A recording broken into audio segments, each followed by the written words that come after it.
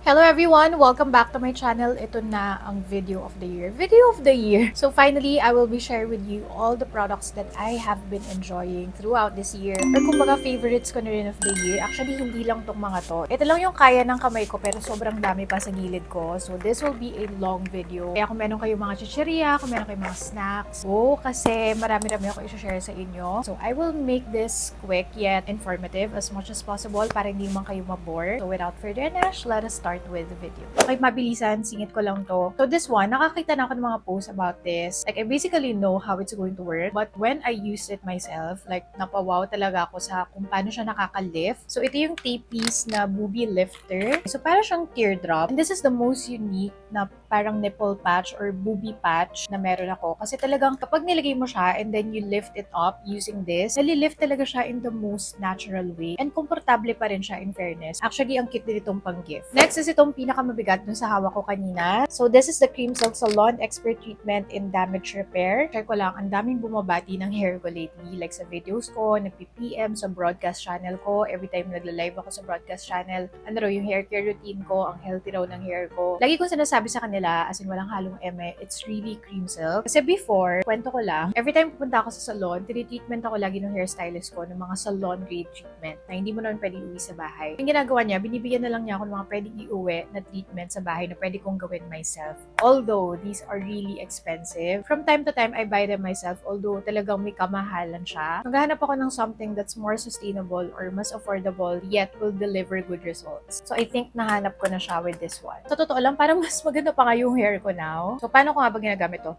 Also, ang bango niya sa hair. I use this after I shampoo and then after I condition my hair. So yes, this is not a replacement sa conditioner. Isa rin yon sa akala ko before na kapag gumamit ako nito, hindi na ako magka-conditioner. But no, this will go hand in hand with your conditioner. So yes, ginagamit ko to after ko gamitin yung shampoo ko and yung Cream Silk na Triple Keratin Serum Conditioner and Ultimate Straight. Ultimate favorite ko. And then after that, I go with this one. So I just get an adequate amount. Yung enough amount lang na makover yung hair ko and then I leave it on for 1 minute. And then, I rinse it thoroughly. As in, pagka-rinse mo, ako like, masasabi ko talagang iba kapag conditioner lang, iba rin kapag meron ito. As in, pagka-rinse mo pa lang, ramdam mo na yung gaan, yung lambot, iba yung bagsak ng hair. Doon mo ma-realize na oo nga, iba yung natatarget ng ganitong mga treatment and iba yung natatarget ng conditioner. So, they work differently. So, parang same lang yan with your skincare. Diba, meron kang serum, meron kang moisturizer, yung iba nga may ampule, may toner. So, parang ganun lang din siya when it comes to hair. Magkaiba yung tinatarget ni conditioner and itong si treatment. And as someone who always styles her hair, everyday ako gumagamit ng heat styling. Kaya ito rin talaga yung favorite ko, itong damage repair. Kasi kailangan ko talaga ng support when it comes to repairing my hair. Since this has keratin and collagen dual serum that deeply repairs and renews the hair. And as you can see, iba talaga yung bagsak niya ngayon, iba yung shine. Alam mong healthy yung hair kahit na na-stylean siya. Kasi diba minsan kapag nagsastyle tayo ng hair, parang mas lalo niyang na-highlight yung damage saka yung dryness. Pero look at my hair now. Ang healthy, ang bouncy, ang shiny niya tingnan. Mukha talaga siyang may sariling buhay. Ano masaya dito, hindi ka mapapaaray bawat gamit mo. Kasi before, nung ginagamit ko yung mga expensive na hair treatments, alam mo yung ayaw mo siyang maubos. Minsan tinitipid mo kasi alam mong ganito na naman kamahal yung babayaran mo. But since ito, this is something that's affordable and accessible pa, you can achieve the same results without breaking the bank. And again, take it from me, mga hair treatments is an essential part of your hair care regimen, but it won't replace your conditioner. So to get the maximum results, to get the best results for your hair, pair this with conditioner and see for yourself na iba talaga when your conditioner and your treatment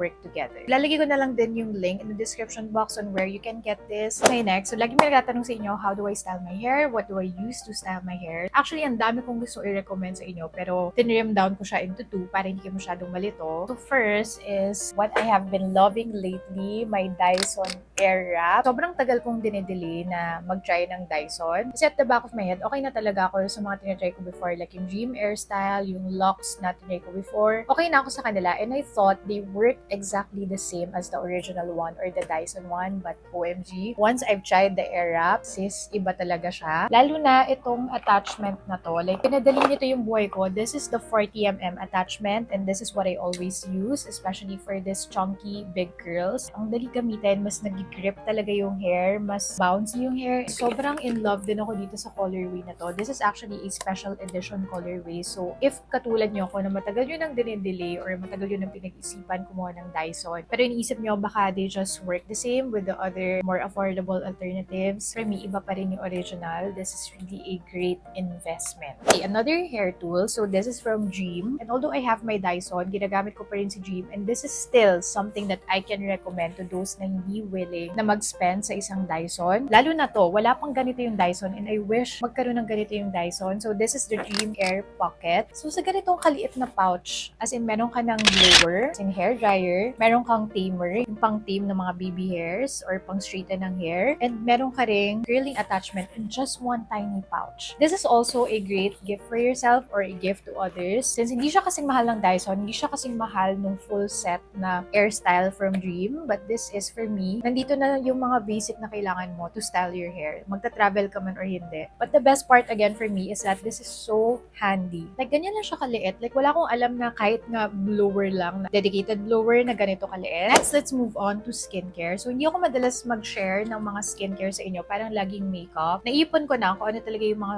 favorites ko na skincare this year. Although, itong first ko na ipapakita, these are masks. And kakatry ko lang dito 2 weeks ago. But I think this is something that I can recommend kasi nakaka-enjoy talaga siya. So, if you follow me on TikTok, ginawa ko na doon ng dedicated video. Ito yung modeling mask from MediHeal. I have here 2 variants. So, itong green is the tea tree variant. So, ito I think lagi itong sold out. And I also have itong yellow. This one naman is brightening. So, na-try ko before is yung pink, which is collagen. So, ito yung as in ikaw magmi-mix. Ako na-enjoy ko yung process. Kung paano mo siya i-prepare and yung feels niya on the face. As in, para ka nasa derma. As in, looking forward ako lagi before sa pag nasa derma ako kapag gagawin nila to sa akin. It's a good way to pamper from time to time. Kahit gamitin niyo siya once every 2 weeks, pwede na rin siya. Kung katulad niyo ako na pangarap niyo rin, gawin niyo sa sarili niyo, yung mga ginagawa sa mga derm clinics, ayan, pwede na natin siyang gawin sa bahay. And this actually, for me, this actually makes a good difference with my skin after, like maganda yung ampule na kasama niya. First skincare set that I have been loving. So, ewan ko kung na-share ko na rin sa YouTube ko, but I shared it sa TikTok, sa Instagram, na before talaga, yung as in OG favorite ko is yung original one, the white Hada Labo. But, lately kasi, since after nung trip namin sa Cebu, as in, kailangan ko talaga ng something that will help me with brightening kasi nabilad talaga kami sa araw. So, kahit yung mga marks ko, imbes na pagaling na siya, parang nag-darken pa siya ulit. So, I had to switch to itong line nila na to. So, ito yung Hada Labo Premium Whitening line. So, yung whitening na term nila dyan is hindi naman siya yung whitening na para i-bleach mo yung skin mo. I think this has tranexamic acid, which is an ingredient that I'm very familiar and my skin is familiar as well. And effective talaga sa akin si tranexamic acid when it comes to brightening my face. And now, I've been using this for I think 3 weeks already and nakikita ko yung magandang difference when it comes to brightening my skin. Pinaka-natuwa ko dito actually, surprisingly, is dito sa facial wash. So far, favorite ko yung facial wash ng Hada Labo kasi hindi sila drying lahat. Like yung white, as in hydrating siya kahit na foaming siya. This one, medyo kinabahan pa ako at first kasi baka mamaya mag-dry out yung skin ko since it's marketed to be a brightening or whitening na facial wash. Pero hydrating din siya mga sis. Like hindi nagda-dry or parang strip off yung skin ko sa kanya. Next is this one from Isntree. So this is the Isntree Onion Booster Shot 2000. So ito yung parang mga microneedling or riddle shot na serum. Yung kapag nilagay mo on your face, ma-feel mo talaga na parang merong mga microneedles na nagtitingle. Honestly, at first, medyo natakot akong itry ito kasi nga I have reactive skin. But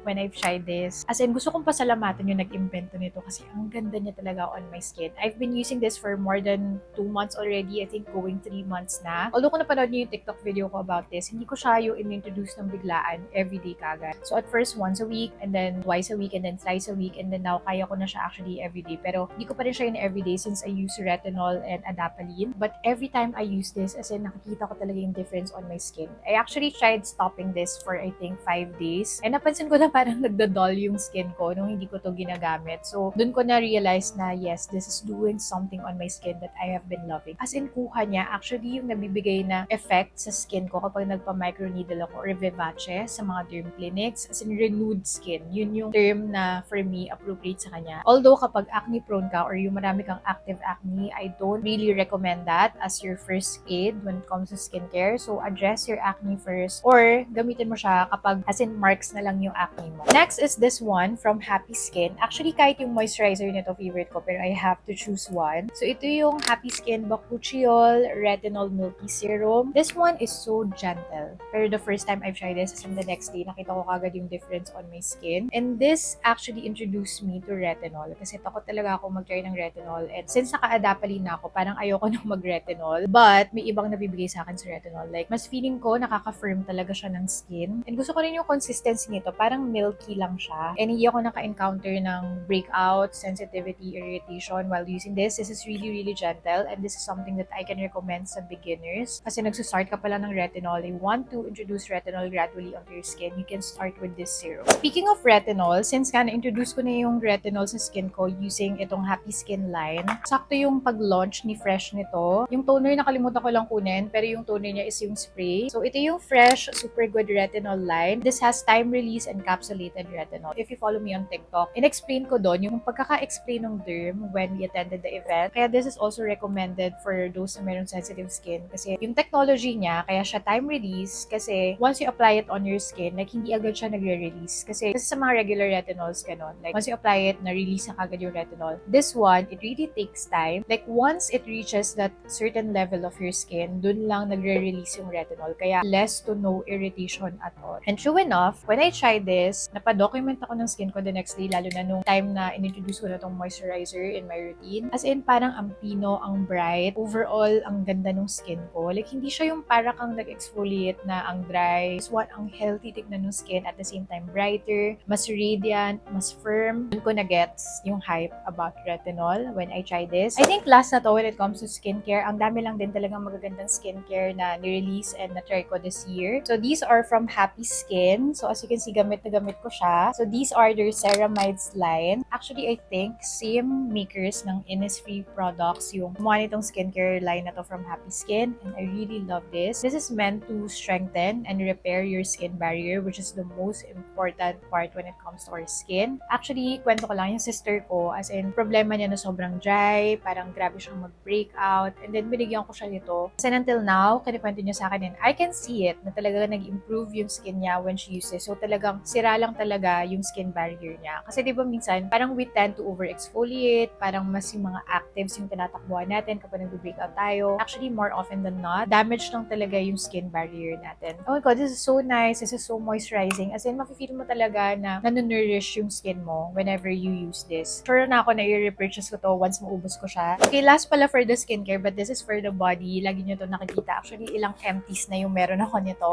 This is my ultimate favorite body care or body lotion, body serum. This is the NIVEA Super 10. This is so light on the skin and talagang nakaka-brighten siya ng skin. So, hindi siya yung as in whitening na parang na-bleach yung katawan mo. Para siyang serum for the face, but this is for your body. So, kung meron ka mga dark spots and evenness on your skin, like this will really help even it out. And this is so light, ang bango niya pa. And ang maganda, lagi naka-buy one take one si NIVEA. Like, matchempohan nyo yun sa mga Watsons, SM Beauty, online, sa Lazada, sa Shopee, as in, madalas silang mag-buy one take one. So yeah, that's my most favorite and most used body lotion. And speaking of body, this is Tevion's newest product. This is their Star Balm. So I actually just shared it sa TikTok ko, and I really love this. This is a very unique product. Although this is not the first time na may ganitong product. Yung benefit before, meron silang Bathina. I'm so happy that Tevion is introducing unique, luxurious, quality products in the local market. And the shimmers are finer than most body glows or body balms. So kahit na this is something that's on the pricier side, ito naman kasi yung type ng product na it's nice to have in your collection kasi you'll never know when you're going to need it. And iba talaga guys kapag naka-body glow ka or naka-body balm ka. Mas nakaka-slim or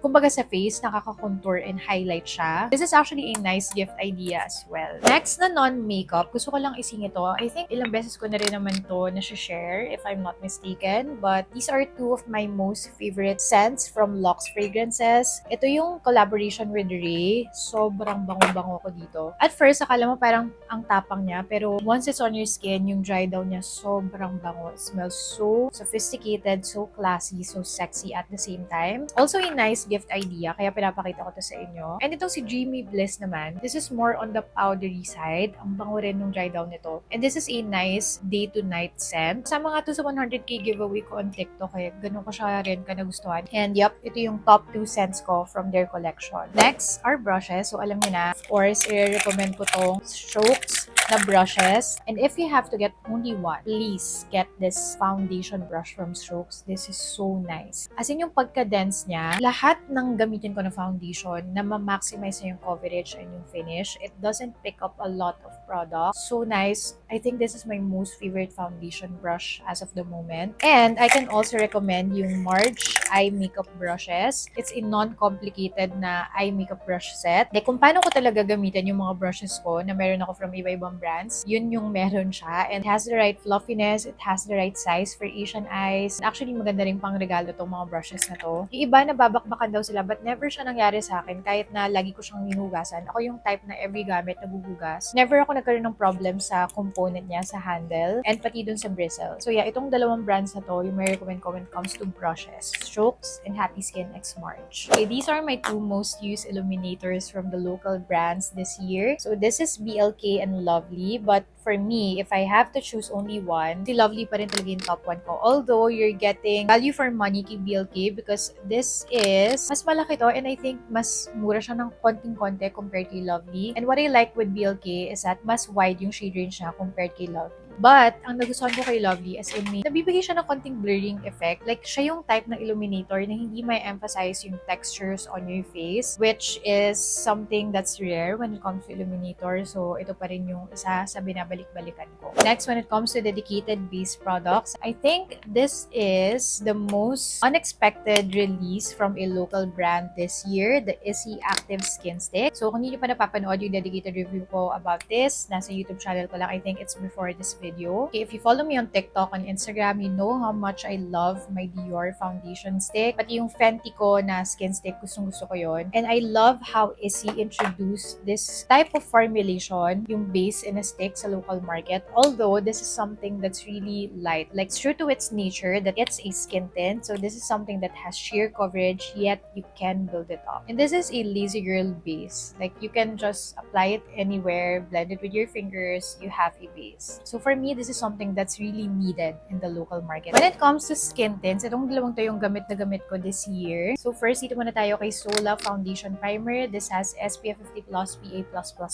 Ang ganda nung finish nito, ang ganda nung coverage, ang ganda nung dikit niya and yung kapit niya on the skin. Yun nga lang at first, it has very limited shades, but nakakatuwa ngayon kasi in-expand na nila. Although, mas wide pa rin yung shade range ni BLK. But this is actually something that I can really recommend to those who merong combination to oily skin. Again, with the right prep and pag-set ng skin. But ito kasi yung talagang na-try ko na as in, naisabak ko talaga siya mga sis. I think before 5 AM naka-makeup na ako using this. Naka-uwi kami 11 or magta-12 na. So buong day talaga gamit ko siya ng naulanan, naarawan, napawisan. Pag uwi ko, nandun pa rin yung coverage siya on my face. Hindi siya masyadong nahulas. Maganda yung kapit niya on the skin. This is one of the best base product releases this year. Next is BLK. So this one kasi may mga iba akong story. Ewan ko very hate din yung reviews ng mga tao sa comment section ko na yung iba oily skin sila hindi nag-work sa kanila, may mga oily skin naman na nag-work sa kanila. Ako, I have combination skin. It works really well on me. Kahit sa sister ko na meron siyang dry to oily skin, minsan kasi sobrang dry yung skin niya, minsan sobrang oily. Nagamit niya raw to sa gym and tuwan-tuwa siya kasi hindi basta-basta natatanggal at hindi siya nag-break out. And ang edge din ni BLK compared kay Sola is that mas wide yung shade range nila as in sobrang daming shades. Next are concealers. So, dalawang brands lang yung meron ako dito na I enjoyed this year. Actually, in fairness naman lately, na-enjoy ko na rin yung Hourglass. But I think, yung pinaka na-enjoy ko pa rin and yung less creasing talaga sa akin are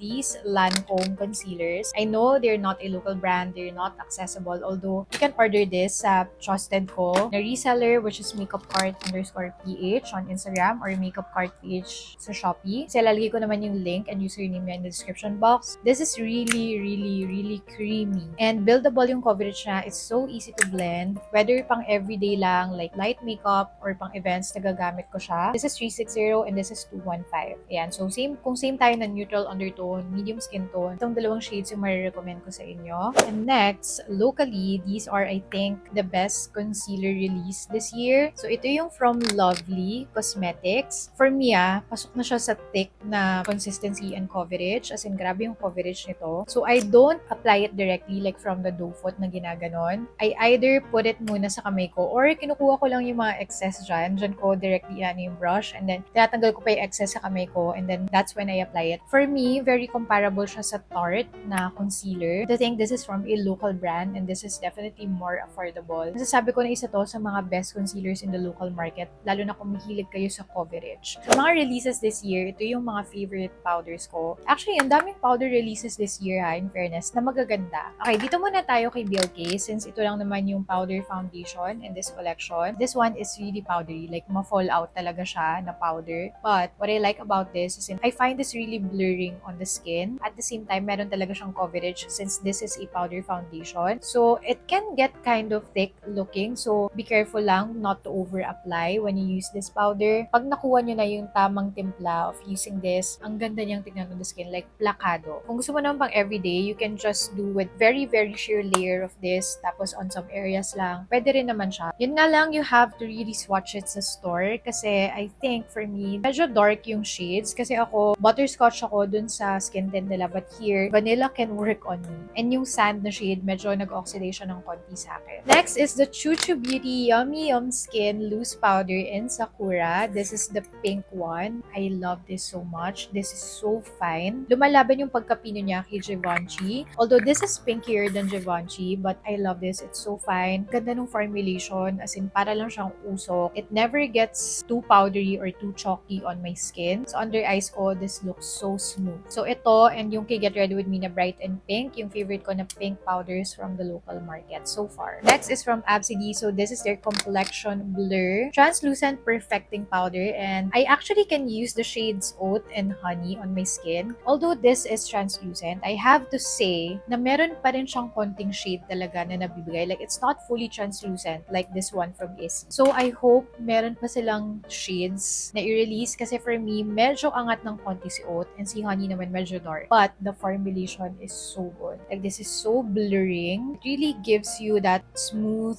perfected skin finish and nagtatagal din siya sa akin. Next is my one-of-a-kind powder. This is again the Issy Fixing Powder. Ito talaga as in straight up translucent powder. This is the powder that I can use on my husband, sa tito ko na nag-host. This is really just translucent. Like transparent powder siya. And this is something that I can really use to retouch my face throughout the day without me looking na nag-retouch kasi wala talaga siyang shade at all. So this is something I can recommend to everyone. I think this is my most favorite powder from Issy. Next are blushes. I know sobrang dami ko pang blushes na gustong i-share but I have to trim it down. Okay, first, dito muna tayo kay Rhode. This is actually what's on my cheeks right now. I've actually really been loving this. This is long-lasting on the cheeks. It's easy to blend. Ang ganda ng finish niya. And my two favorite shades are si Sleepy Girl. This is Sleepy Girl and si Piggy.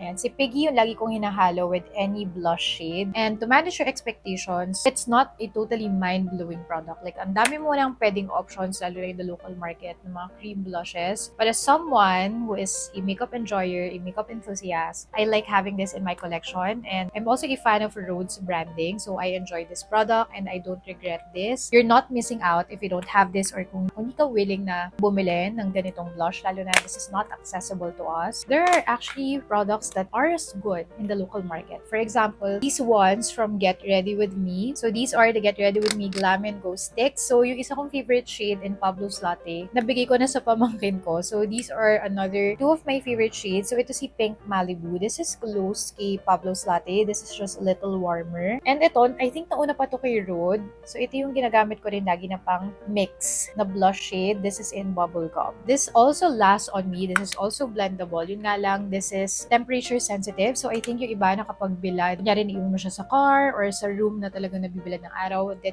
this can tend to be melty. So, take note of that na lang. And this one as well, gustong-gusto ko rin to, lalo na tong in the shade Flutter. This is the Visco One and Done na stick. Ang ganda nitong shade na to in Flutter. And this one, nagtatagal din to sa akin. So, ito and si Get Ready With Me, yung mga cream or stick formulations in the local market na blushes that I love. Lastly, also from Vice, or these Visco Do It All blushes. Alam ko, marami nagtatag sa akin na binili na to because of me, and happy sila with their purchase because these are just very affordable. But it's so blendable. Ang ganda ng finish on the skin, and it lasts. So, ang favorite shades ko dito are, of course, itong si Always Sweet. If you like a peachy version of Always Sweet, you can go with Always Charming. And hindi ko lang makita yung dalawa ko pa, si Always Blushing and Always Giving. Si Always Summerish, maganda rin. Grabe, sana kaya nyo pa. And sana hindi pa ubos yung mga chichirya nyo. But I swear, we're halfway there. Malapit na tayo matapos. So, these are powder blushes. Dito muna tayo kay Essie. This one in particular is a unique blush shade na wala sa ibang brands. This is in the shade Erotic. I super love the shade. It has that right blend of peachiness and pink and vibrance. Super nice ito. Yung nagpag-giveaway ako last time na 85k, binigay ko to sa lahat ng runner-ups dun sa giveaway ko. That's how much I like this. Binigyan ko rin ito yung best friend ko. This is such a nice, unique, and flattering shade. Next, you know how much I'm obsessed with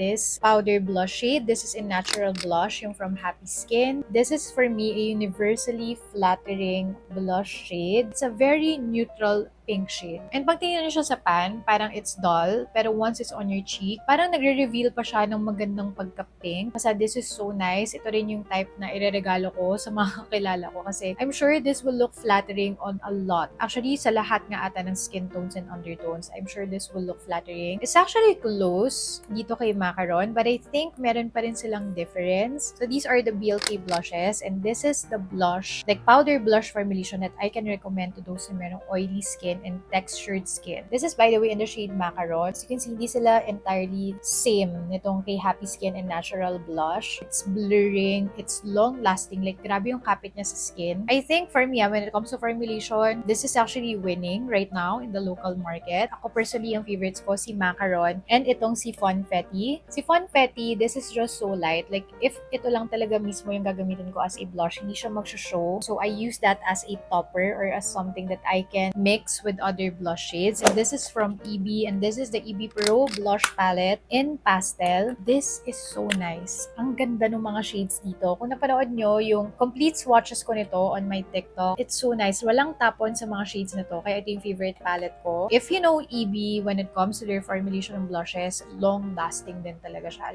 Kasi lumalaban siya sa longevity, mga sis. Okay, next are brow gels. Ang dami kong gustong i-share na brow gels, but I have to trim it down into two. So this one is the Absidy one. So use and abuse na yung sa akin. It's really a long-lasting, as in strong-hold na brow gel. Ito yung as in sure ka na kapit talaga yung brows mo the whole day, kahit anong mangyari. Although, for me, this has nga lang a learning curve. Like, you have to work fast. You have to really learn how to use this the right way according to your preferred brow style. One of the best formulations na long-lasting, strong-hold brow gels in the market. So, kakatry ko lang nito. And this is actually what's on my eyebrows right now. And this is for me, very similar to Absidy, but this is more forgiving. Although when it comes to as in stronghold, Absidy talaga. Pero stronghold din to ha. Talagang iba lang yung kapit nito. So this one, just make sure lang na talagang coated fully yung brows mo. And same method for me with my brow style with Absidy. I also use this brush to laminate and para linisan yung edges. And this also works so well. Like, hindi siya makintab. And unlike with Absidy, si Absidy kasi, it can tend to have yung product build-up kapag naparami ka. This one, walang ganun. Kahit gano'ng kadami ko ilagay na product on my brows. And it also lasts on me. For brow pen, hands down, my most favorite release ng brow pen this year is from Lucky Beauty. Specifically in the shade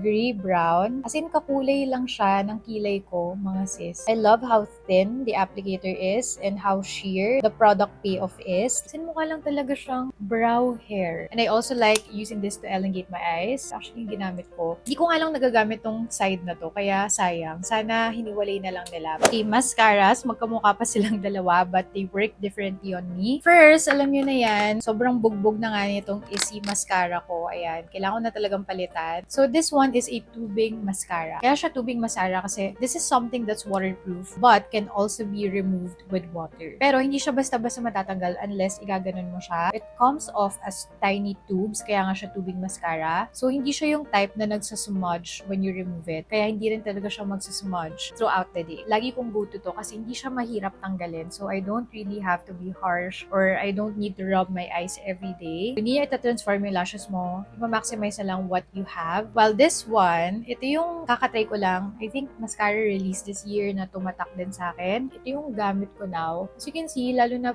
in person, as in para akong naka-falsies or para akong naka-eyelash extensions. To think na yung ginamit ko lang dito is yung natural long-lasting side kasi dalawa siya. So, 3-in-1 mascara siya kasi you can use the natural long-lasting side or you can use the instant extension side or you can use them together. Ang linis tignan ng lashes ko, yet it's volumized, meron siyang length. What more kapag ginamit ko pa along with this one? In fairness naman with GMCY, kahit na it's something that you always see sa mga sponsored videos, for me, magaling talaga rin sila when it comes to formulation. Alam ko, grabe na exposure nitong product na to, but for me, this is the best liquid highlighters. This is from Lucky Beauty. Ito yung Ethereal Liquid Glow. Naglabas na si Sonny's nung ito nila, yung Glow On. I also use this a lot, actually, but for me, iba pa rin to. Mas blendable siya, mas glassy siya tignan on the skin, mas pino. You can use it on its own. Pwede mo siyang ipatong lang on your cheeks.